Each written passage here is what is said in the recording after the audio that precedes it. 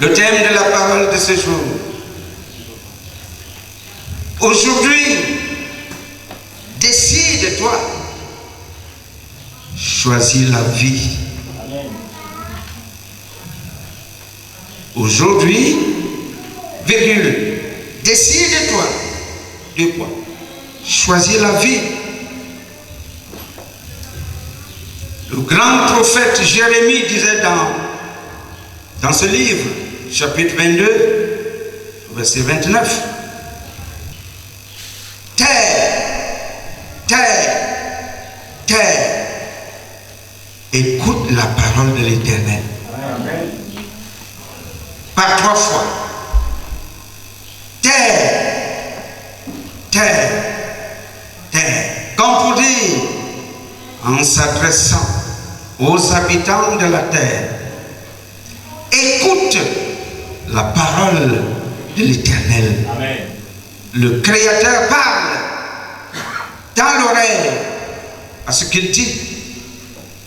Sois attentive à ce qu'il te dit. Il y a bien des choses qu'il nous dit. Mais l'entendons-nous? L'écoutons-nous? L'interpellation par 3 fois a une signification. Avec emphase, insistance. Il dit, écoute la parole de l'Éternel. Amen. Amen. Si nous entrons dans l'Ancien Testament, nous sommes dans le livre de Deutéronome, chapitre 31, au verset 12. Dieu s'adresse au monde entier en ces termes. Tu rassembleras le peuple, les hommes, les femmes, les enfants et l'étranger qui sera dans tes portes, afin qu'ils t'entendent et afin qu'ils apprennent à craindre l'Éternel, votre Dieu, à observer et à mettre en pratique toutes les paroles de cette loi. Dieu parlait ici à Moïse, rassemble le peuple, qu'ils écoutent ce que tu leur diras de ma part et qu'ils apprennent à craindre l'Éternel. La crainte de l'Éternel s'apprend. On apprend à craindre l'Éternel. Ça ne vient pas comme ça spontanément, d'un trait. C'est tout un processus, c'est toute une marche. Et c'est ce que nous faisons tous les jours aujourd'hui. En donnant la parole de Dieu, les hommes de Dieu voudraient amener le peuple à avoir la crainte de l'Éternel et à les pousser à observer et à mettre en pratique ce qu'il dit. Est-ce que l'Église suit? Amen. Le verset 20 nous dit quoi? Car, dit Dieu, je mènerai ce peuple dans le pays que j'ai juré à ses pères de lui donner, pays où coule le lait et le miel. Il mangera, se rassasiera, s'engraissera. Dis-le-leur que Dieu est disposé. Dieu s'est arrangé à conduire ce peuple dans un lieu bien déterminé. À l'époque, il leur disait déjà. Aujourd'hui, il te le dit aussi. Amen. Le point de chute aujourd'hui, c'est que le Seigneur voudrait nous amener dans son royaume. Amen. Au paradis, auprès de lui. Est-ce que l'Église suit? Amen. Oui, à l'époque, prenant appui sur son peuple Israël, il va mandater Moïse pour parler au peuple. Et tout ce que Moïse a dit partait de la bouche de Dieu. Amen. Pour ce que je te dis aujourd'hui, ne ne parle pas de ma bouche, de sa bouche. Et la source divine, c'est la parole de Dieu. Est-ce que tu m'entends? La suite dit quoi? Puis il se tournera vers d'autres dieux et les servira. Il me méprisera et violera mon alliance. Voilà ce que Moïse devait dire au peuple. Je mènerai ce peuple dans le pays que j'ai juré à ses pères de lui donner. Je le mènerai. Il est fidèle avec sa parole et il l'avait fait. Pays où coule le lait et le miel, il mangera, se rassasiera, s'engraissera. Ah, un peuple béni. Tu vas évoluer dans les pâturages de Dieu, dans les grâces multiples de Dieu. Mais seulement il ajoute autre chose. Ce peuple-là, tel que je te le dis, Moïse, il se tournera vers d'autres dieux et les servira. Il me méprisera et violera mon alliance. Dis-le-leur. Et c'est ce que nous voyons jusqu'à ce jour.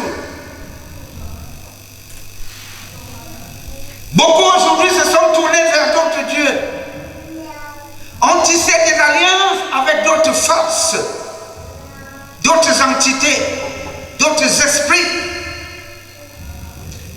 Dieu, quand il parle, cela s'accomplit. Et c'est ce que nous vivons aujourd'hui. 95% du monde entier a foulé aux pieds cette alliance tissée avec Dieu. Il est avec d'autres dieux. Il est dans le monde. Il suit d'autres entités. Dieu n'a plus la première place dans leur vie. Dieu, à un moment donné, va convoquer Moïse et Josué. Lisons le verset 14. L'Éternel dit à Moïse, voici, le moment approche où tu vas mourir. Parce qu'il prévient toujours ses prophètes de leur départ. Toujours. Et il ne fait rien sans avoir au préalable avisé à ses serviteurs les prophètes ce qu'il a l'intention de faire. Il avise. Et ici, il va aviser Moïse que d'ici peu, je te reprends. L'Éternel dit à Moïse, voici le moment approche où tu vas mourir. Appelle Josué et présentez-vous dans la tente d'assignation. Je lui donnerai mes ordres. Moïse et Josué allèrent se présenter dans la tente d'assignation, dans ce lieu précis où Dieu devait leur parler, pour leur communiquer ce qu'il avait à leur dire. Et Dieu va faire savoir à Moïse que son peuple va l'abandonner. Verset 16. L'Éternel dit à Moïse, voici, tu vas être couché avec tes pères. Et ce peuple se lèvera et se prostituera après les dieux étrangers du pays au milieu duquel il entre. Il m'abandonnera et il violera mon alliance que j'ai traitée avec lui. Bientôt tu seras couché avec tes pères. Tu ne seras plus de ce monde-ci là. Tu ne seras plus du monde où tu as vécu jusqu'à ce jour. Bientôt, je te prends. Mais sache-le. Et ceci est entré dans les oreilles de Josué également. Ce peuple va m'abandonner. Il va me tourner le dos. Il va se prostituer après les dieux étrangers. Là où je le mène, nous allons actualiser cela. Aujourd'hui, là où nous sommes là où Dieu nous a placés. Est-ce que l'église suit? Amen. Nous sommes là où Dieu nous a placés. Là où il a décidé que nous devrions être. Mais là où il nous a placés, là où tu te trouves, là où Beaucoup vont lui tourner le dos. Beaucoup vont se prostituer à d'autres dieux, se donner à d'autres systèmes, vont s'abandonner à d'autres forces. Et cela se voit aujourd'hui.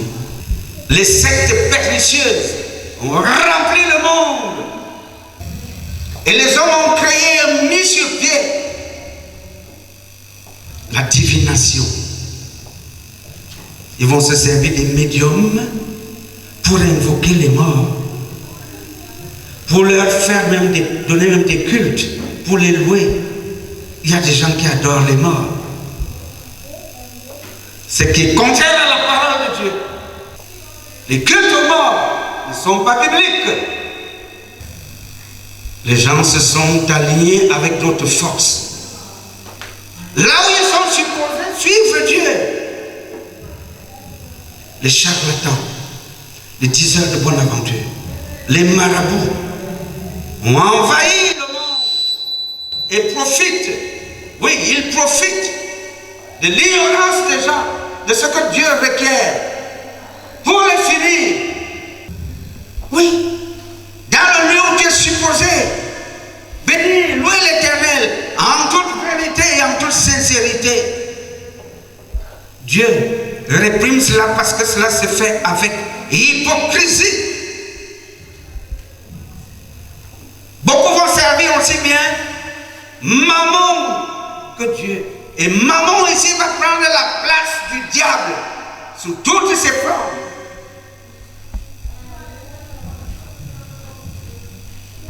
Voilà la réalité. Voilà comment comprendre les Saintes Écritures. Dans le contexte de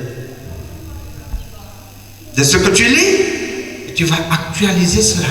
Amen. Pour voir aujourd'hui la corrélation, pour voir aujourd'hui le parallélisme, les choses qui vont exactement dans la même direction. Si le monde a évolué de manière technologique, scientifique, mais la parole de Dieu demeure.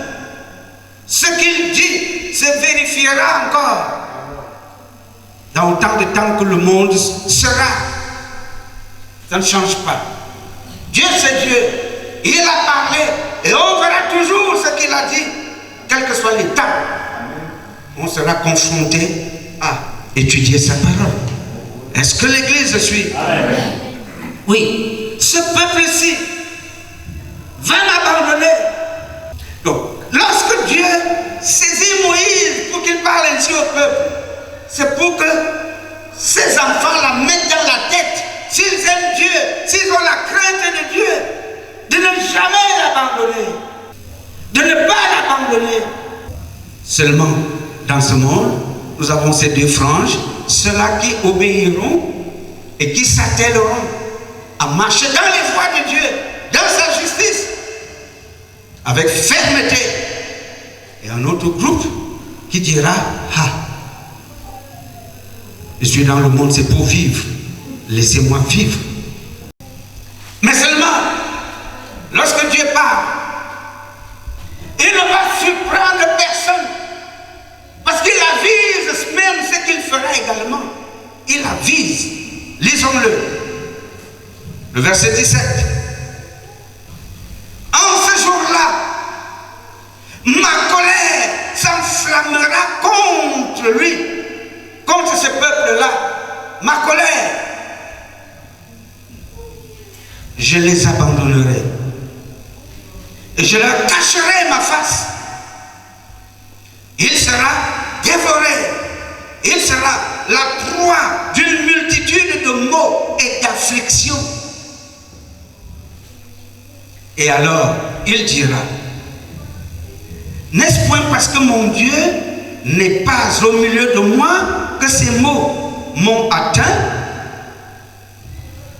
Et moi, je cacherai ma face en ce jour-là à cause de tout le mal qu'il aura fait en se tournant vers d'autres dieux. Mets Dieu de côté. Tu te tournes vers d'autres. cela va susciter à un moment donné la colère de Dieu. Est-ce que l'Église suit? Amen. Ma colère s'enflammera. Dieu est bon, mais c'est un Dieu redoutable, un Dieu sévère, qui ne laisse pas le mal impuni. Dit Dieu, dit sa parole. À un moment donné, nous le ferons. Ceux qui ont même la grâce d'être touchés par Dieu voient la colère de Dieu pendant qu'ils vivent ici. Les chicottes de Dieu viennent nous relever, nous secouer pour nous dire: sortez de ce chemin-là qui vous conduit à la perdition. Réveillez-vous. Vous avez la conscience endormie. Le diable vous endort. Et un jour, la colère de Dieu va se manifester. Et là, lorsque Dieu se retire, la condition de l'homme devient comment? Il le décrit ici. Il sera dévoré. Il sera la proie d'une multitude de maux et d'afflictions. Et c'est ce que nous voyons aujourd'hui. Les afflictions se comptent par paquets. Les maux incomptables. Et c'est là il va se dire, pour ceux-là qui ont tant soit peu la conscience que Dieu vit, n'est-ce point parce que mon Dieu n'est pas au milieu de moi que ces mots m'ont atteint? Oui, c'est cela. Ces mots t'atteignent parce que tu n'as plus de parapluie de Dieu sur toi.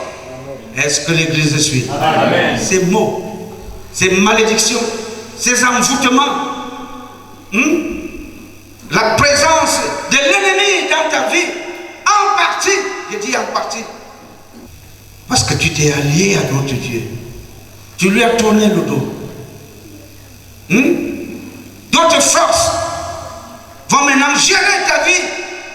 Et moi, dit Dieu, je cacherai ma face en ce jour-là. Vivons. Dieu nous a donné le son de vie, c'est pour vivre. Mais pour vivre pour lui. Vivons. Mais n'oublions pas que nous aurons des comptes à rendre. Ce jour arrive. Et chacun à son tour, la direction, la donne. Et nous avons la sagesse et l'intelligence de Dieu. Voudrais-tu avoir vécu en vain dans ce monde? Tel que le jour où tu partiras, parce que tous le partiront, tu puisses être accueilli par lui. Ou alors, t'interroges-tu jamais par qui tu seras accueilli? Parce que je vais te le dire. Deux voies sont tracées devant toi, devant chacun de nous. Le chemin qui mène à la vie et le chemin qui mène à la mort. Est-ce que tu m'entends? Amen. Oui. Deutéronome chapitre 30, verset 19 nous dit: j'en prends aujourd'hui à témoin contre vous le ciel et la terre. Deux éléments témoins. J'ai mis devant toi la vie et la mort, la bénédiction et la malédiction. Voilà les deux choses qui sont devant chacun de nous. Il y a la vie, la mort, ces deux chemins-là. La bénédiction et la malédiction. Le conseil de Dieu dit: choisis la vie afin que tu vives. Toi et ta postérité. Choisis la vie. Aujourd'hui même, n'endurcis pas ton cœur. Choisis. La décision est personnelle. Avant qu'il ne soit trop tard. Tu ne connais pas ton jour de départ. Le premier jour où tu pars de ce monde, c'est le premier jour de ta fin. En attendant la fin qu'il va décréter pour dire que c'est terminé avec ce système de choses aujourd'hui. Et tous nous passerons devant le tribunal de Christ, parce que Dieu va juger le monde à travers Jésus-Christ, son Fils, à qui il a remis ce pouvoir. Choisis la vie afin que tu vives, toi et ta descendance. Et tu choisiras la vie pourquoi? Au verset 20, il te le dit. Pour aimer l'Éternel, ton Dieu, pour obéir à sa voix et pour t'attacher à lui. Car de cela dépend ta vie et la prolongation de tes jours. Et c'est ainsi que tu pourras demeurer dans le pays que l'Éternel a juré de donner à tes pères, Abraham, Isaac et Jacob. Est-ce que tu as entendu cela? Amen. De ton choix dépendra ta vie après ton départ de ce monde. Et ta vie est la prolongation de tes jours. Il ne s'agit pas de la prolongation des jours, de tes jours dans ce monde. Tes jours sont comptés, nos jours sont comptés dans ce monde. La prolongation des jours, c'est auprès de Dieu. Si tu voulais vivre éternellement dans la gloire, la grâce, les grandes bénédictions et faveurs de Dieu, si tu le veux, choisis la vie. Et qui parle du choix de la vie implique forcément, certainement, Jésus-Christ. Est-ce que tu m'entends? Choisis donc Jésus-Christ, qui est ce chemin-là, qui te mènera à la vie, qui te mènera auprès du Père. Il l'a dit, qu'il est le chemin, la vérité et la vie. Nul ne pourra atteindre le Père sans passer par lui. Il est la porte. Il est la porte. Le monde et ses gloires passent. Le monde et ses gloires et ses atouts passent. Et quiconque va s'attacher au monde fait de Dieu, automatiquement son ennemi. Il va se décréter ennemi de Dieu. Pas parce qu'il va le proclamer de bouche, mais en raison de ses attitudes, de ses choix, de sa manière de vivre et de marcher. Aujourd'hui, les jours d'adoration, beaucoup d'églises seront pleines de personnes. Dieu seul sait comment vivent ces âmes par rapport à lui.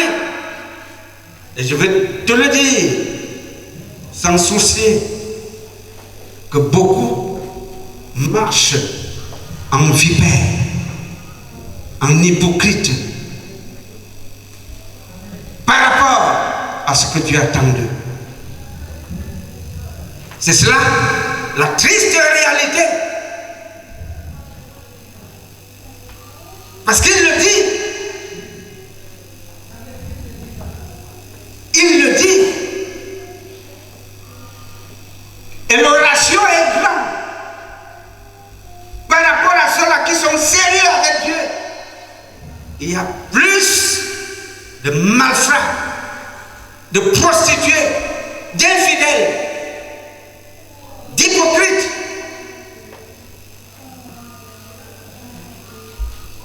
qui marchent comme cela avec des façades trompeuses.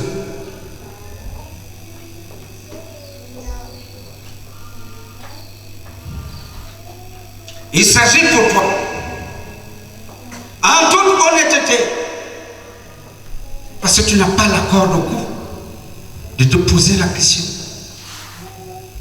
Tu es dans quel camp? Le camp de ceux-là qui font plaisir à Dieu, ou dans le camp des fils du diable? Parce qu'il y a les enfants de Dieu et les enfants du diable.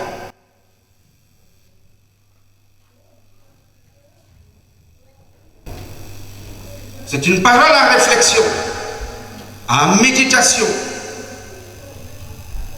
Choisis la vie. Décide-toi. C'est une affaire de décision. Si tu as vraiment pitié de toi, tu mettras de côté beaucoup de choses qui encombrent ta vie aujourd'hui. Et nous ne sommes pas cachés devant ses yeux. Pas du tout. Choisis la vie.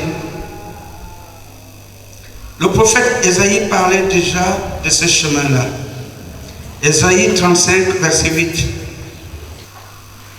Il y aura là un chemin frayé, une route qu'on appellera la voie sainte.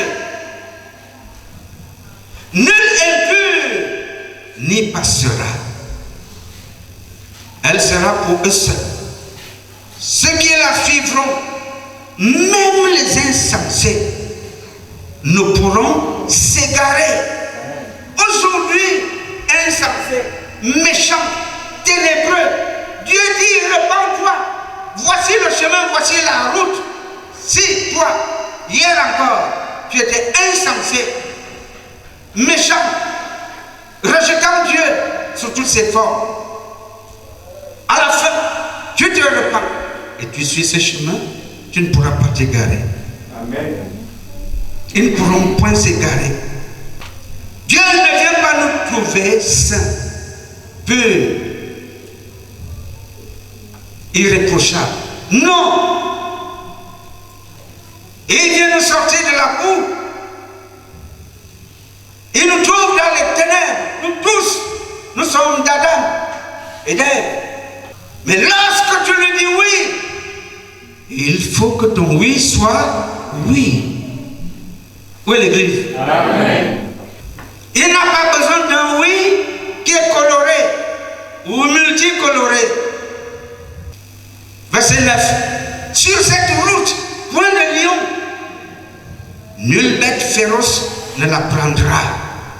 Nul ne s'y rencontrera. Les délivrés y marcheront. Amen. Les régénérer, les transformer. Ce n'est pas le chemin qu'empruntent les lions. Dans ce chemin-là, il n'y a pas de lion, il n'y a pas de serpent. Est-ce que l'église suit? Amen. Sur cette route, point de lion. C'est pour cela qu'il va te dire, dépouille-toi de ta vieille nature. Tu entres dans mon royaume. Tu suis mon chemin. Si tu avais un cœur de lion, ce n'est pas fait pour cela. Tu dois te débarrasser de ce cœur. Est-ce que tu m'entends? Amen. Et épouser, t'arriver au cœur d'amour, de paix du Seigneur Jésus-Christ. Tu ne vas pas marcher dans ce chemin-là avec à la tête, sur ta tête, des cornes. Non. Tu ne vas pas marcher dans ce chemin-là avec une langue fourchue, une langue qui maudit, qui médit. Non. Est-ce que l'église suit? Amen. Prends la décision aujourd'hui, la bonne, pour abandonner tout cela, ces caractères de la vieille nature pécheresse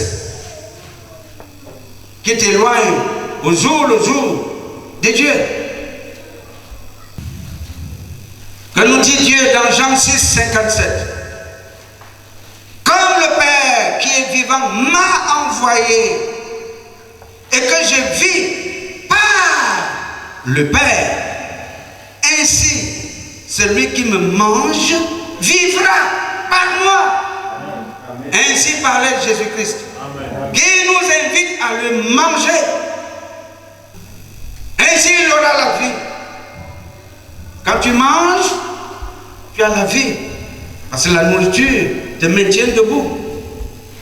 Arrête de manger, tu ne vivras plus dans ce monde-ci. Mais il y a deux sortes de nourriture. Et la nourriture physique et la nourriture spirituelle. Jésus étant le pain de vie, parti du ciel, et il nous ordonne il nous commande, il nous recommande de le manger,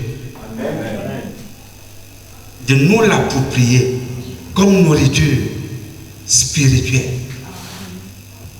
Et tu n'as pas idée de ce que cela implique. Manger du Jésus-Christ qui donne la vie. Jésus-Christ est la vie qui se donne à nous comme nourriture. Son sang qui a coulé à la croix, c'était pour nous perfuser. Dès que nous puissions boire de son sang, non souillé, pur, saint, afin de nous sanctifier. Jésus est la vie. Manger du Jésus-Christ signifie manger la parole. Amen. Est-ce que tu m'entends? Amen. Parce qu'il est la parole. Il est la bouche de Dieu. Il est le Verbe. La parole, c'est la parole. Esprit et vie. Décide. Aujourd'hui, prends la décision. Tu seras en train de faire un bon choix. Je voudrais te dire quelque chose. Au moment où je te donne cette parole, le Seigneur est là. Amen. Avec un livre. Il est en train d'écouter et noter ce que je dis. Amen. Il est aussi en train d'écouter, de noter tout ce que tu dis et les décisions que tu es en train de prendre dans ton cœur. Amen. Ce jour peut être un tournant positif pour toi, comme il peut être un tournant très dangereux. Devant la face de Dieu, toi, tu as la vie, soit tu as la mort. Tout dépend de toi. Il te laisse le libre choix. Oui, les livres sont ouverts. Il y a les livres personnels et un autre grand livre qui est le livre de vie. Je ne vous demande pas, je vous dis. À toi de dire, je veux vivre. Merci Seigneur pour la parole que tu me donnes. Je prends dès aujourd'hui la décision de te suivre, de te manger, de te boire, comme pour dire, boire le sang du Seigneur Jésus, et d'intégrer, d'assimiler ta parole en moi. C'est ce travail que tu dois être en train de faire maintenant. Je voudrais adresser une parole à ceux-là qui ne comprennent pas encore la gravité de la situation. La parole que je voudrais te dire, c'est: bien-aimé, tout a une fin dans ce monde. Tout. Le monde passe. Ses convoitises aussi. De même que ses passions. Cette parole est la vérité. Fais le bon choix. Écoute ce qui suit. Jean 3, 36. Celui qui croit au Fils a la vie éternelle. Celui qui ne croit pas au Fils ne verra point la vie, mais la colère de Dieu demeure sur lui. La colère de Dieu est déjà sur celui-là qui ne croit pas et qui ne croira pas jusqu'au bout, parce que Dieu est encore patient et attend que les gens se repentent. Mais si tu vas aller jusqu'au bout sans croire, la colère de Dieu est sur toi. Est-ce que tu m'entends? Amen. Ainsi parle le Seigneur. Le grand prophète Ésaïe parlait en ces termes. Ésaïe chapitre 30, à partir du verset 1, nous dit: malheur, malheur, malheur, dit l'Éternel, aux enfants rebelles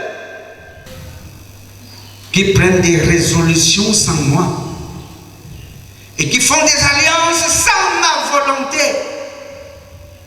pour accumuler péché sur péché. Malheur, qui descendent en Égypte sans me consulter pour se réfugier sous la protection de Pharaon et chercher un abri sous l'ombre de l'Égypte. La protection de Pharaon sera pour vous une honte.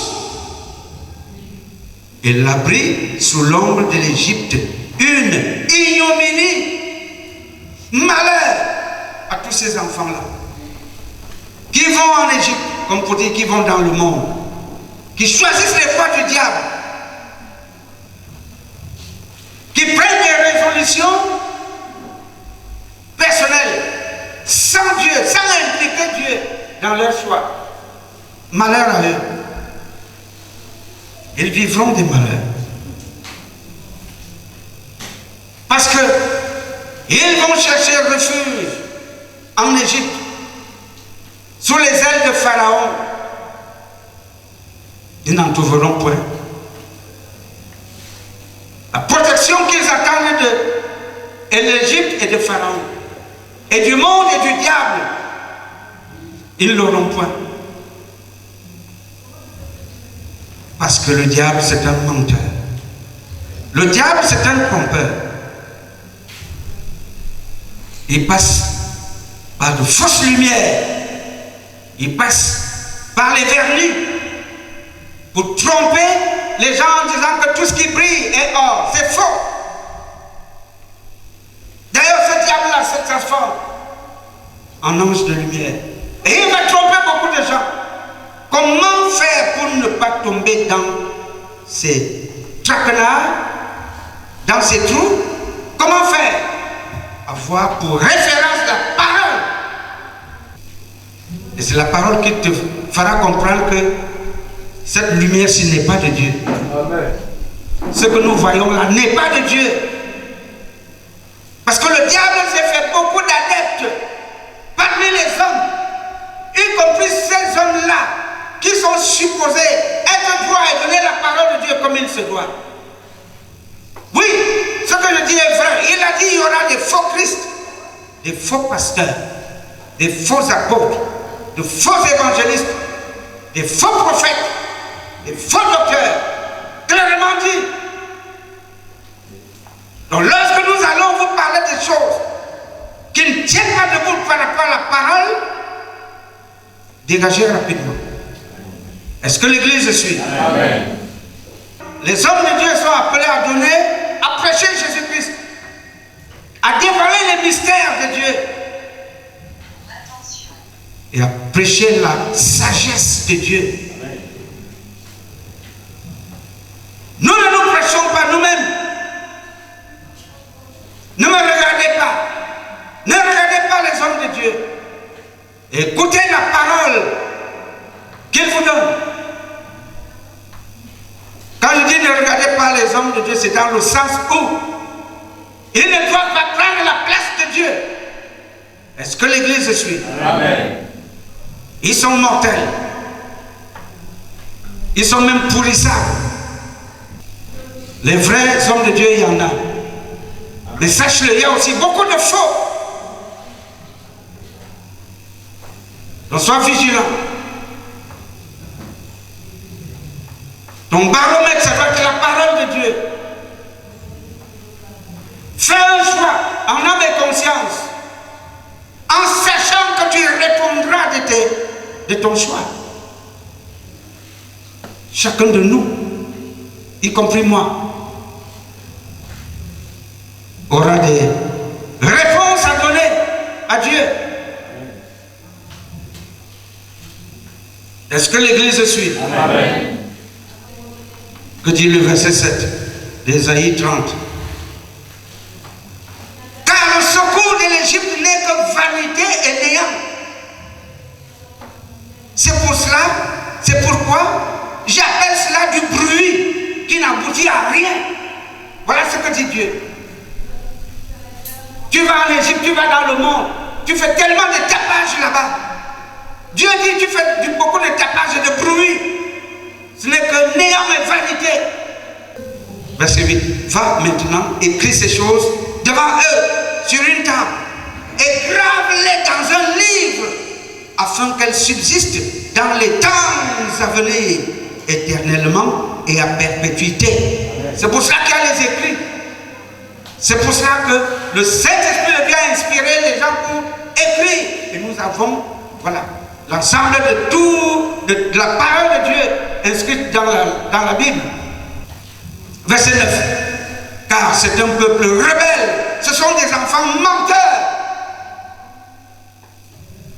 Des enfants qui ne veulent point écouter la loi de l'Éternel. Qui disent aux voyants, qui disent aux prophètes, aux hommes de Dieu, ne voyez pas. Et aux prophètes, ne nous prophétisez pas des vérités. Dites-nous des choses flatteuses. Prophétisez des chimères. Vous allez voir ça aujourd'hui. Beaucoup de prophéties ne sont pas données pour corriger les gens, pour réprimander. C'est cela. Ne nous prophétisez pas des vérités. Dites-nous des choses flatteuses. Et là, lorsqu'ils vont également se lever pour appliquer cette parole, parce que Dieu, ce qu'il a dit, ça s'accomplit. Ils sont nombreux comme cela. Ces faux prophètes qui flattent les gens. Très nombreux. Qui disent des choses. Les gens sont contents d'être ainsi flattés. Les véritables, ils n'aiment pas écouter cela. Prophétiser des chimères. Et le peuple dira, mentez nous-mêmes, si c'est possible, mentez. Nous aimons écouter ça. Et tu entendras donc les gens dire Amen, oh, Amen, oh, Amen, oh. Parce qu'on a dit que ta vie est fleurissante. On a dit que c'est ta saison. On a dit que c'est ton temps. On a dit que c'est ton jour. Et 3 jours après, le malheur qui survient dans ta vie te fait comprendre que c'était des chimères. On va prophétiser des millions et des millions et des millions comme ça que les gens vont recevoir.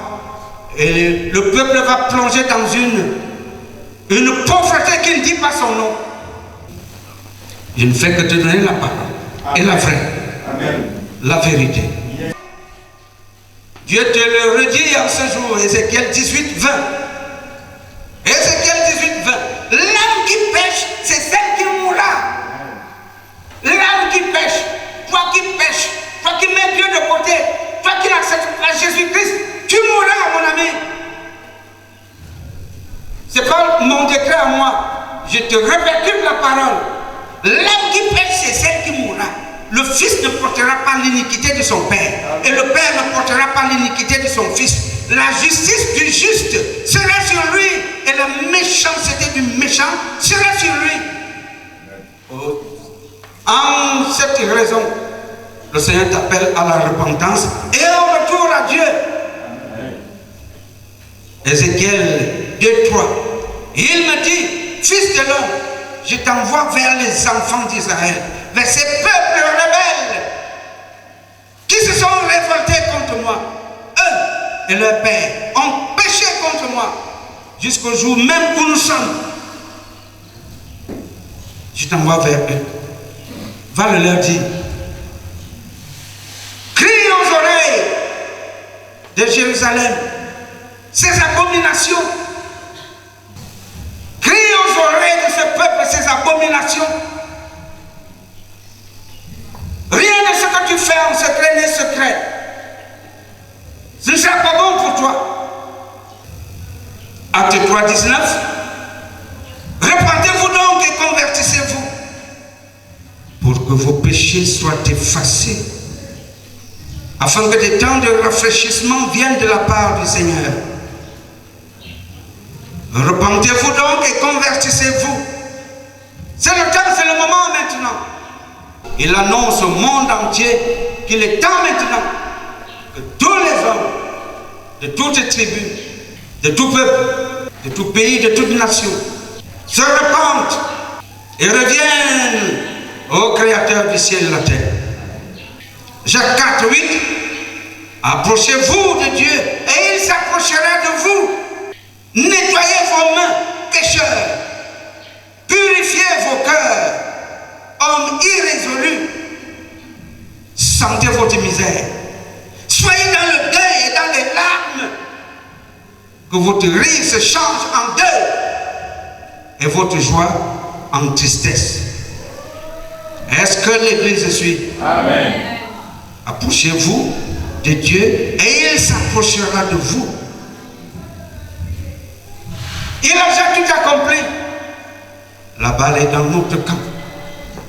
Il nous appelle et il nous attend. Il nous demande de faire ce pas. Approchez-vous et il s'approchera de nous, dit-il. Si tu restes sur place, si tu ne fais pas le pas, si tu ne prends pas la décision, il ne bougera pas. Est-ce que tu m'entends? Amen. Il ne bougera pas. Les vrais enfants dans le monde entier, les vrais enfants de Dieu dans le monde entier prient et intercèdent pour le peuple qui est encore dans le noir, qui est encore dans les ténèbres, qui est voilé par le Dieu de ce siècle, afin que le voile soit déchiré et qu'il vienne à Dieu. Amen. Voilà la mission que Dieu te donne. Toi qui comprends ces choses,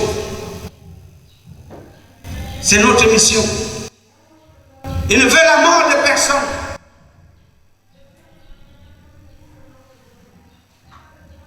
Dieu ne jette pas le monde avec une attitude et un cœur de haine.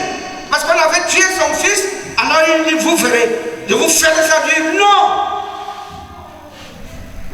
Le fils à la croix dit, pardonne-leur, car ils ne savent pas ce qu'ils font. Et le Seigneur nous envoie un message d'amour. Priez pour eux. Priez pour ceux-là qui ne me connaissent pas.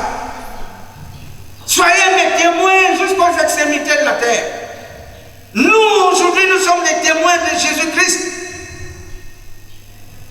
Nous avons son esprit en nous. Il est en nous, il est avec nous.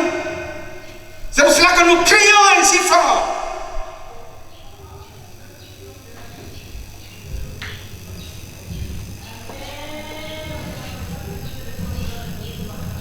Il y a beaucoup d'appelés. Et combien consentent donc? Combien consentent et s'attellent au travail de Dieu? Partout où tu es, que Dieu puisse utiliser ta bouche pour évangéliser. Amen. Pour parler de lui, Dieu, pour témoigner de lui. Il a dit que dans les temps, les derniers jours, les hommes seront de plus en plus difficiles à manipuler. Ils auront fait des choix mauvais. Ils seront égoïstes, fanfarons, hautains, méprisants, irréligieux. Ils seront tous là. Et vaniteux. Les choses de Dieu n'auront pas de place dans leur vie. Et ils vont s'affectionner plus aux choses du monde. C'est ainsi que vous verrez des guerres terribles dans les maisons. Les plus forts vont vendre les plus faibles, les piétiner, les écraser. Les jeunes vont mépriser les parents. Et les parents vont brutaliser les jeunes. Lorsque Dieu n'est pas là, ce sera quoi? Ce sera le chaos.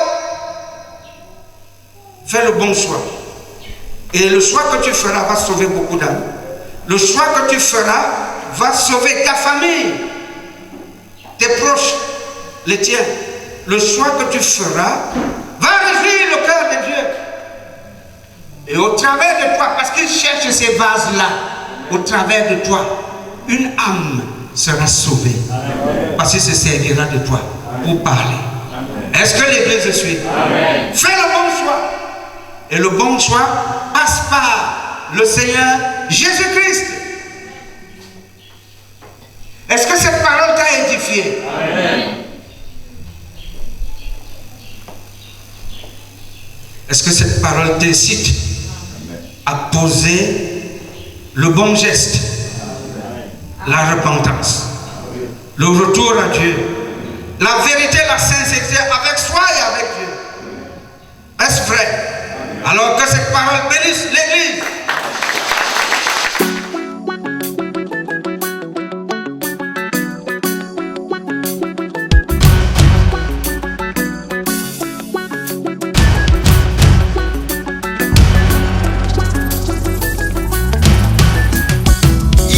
Il est là, Jésus-Christ est là, le bon berger est là, pour toi et pour moi, pour nous consoler, pour nous forcer.